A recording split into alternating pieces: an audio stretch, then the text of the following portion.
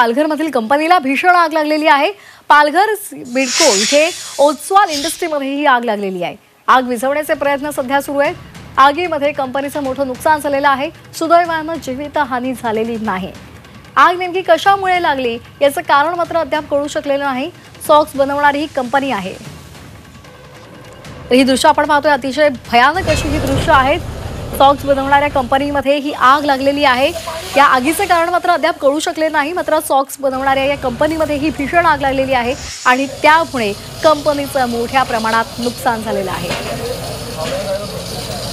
या संदर्भात अधिक माहिती देत आहेत आमचे प्रतिनिधी हर्षद पाटील। हर्षद, नेमकी किती वाजताच्या सुमारास ही आग लागली होती आणि सध्याची काय परिस्थिती आहे?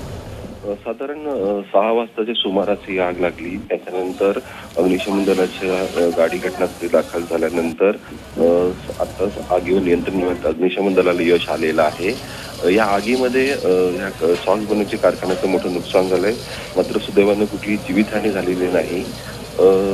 एकूणच बिडको परिसरामध्ये आगीचं प्रमाण आग लागण्याचे प्रकार नेहमीच घडत असतात। त्याचा हा प्रकार घडला, त्यामुळे औद्योगिक सुरक्षिततेचा जो प्रश्न आहे तो पुन्हा एकदा ऐरणीवर आलेला पाहायला मिळतोय।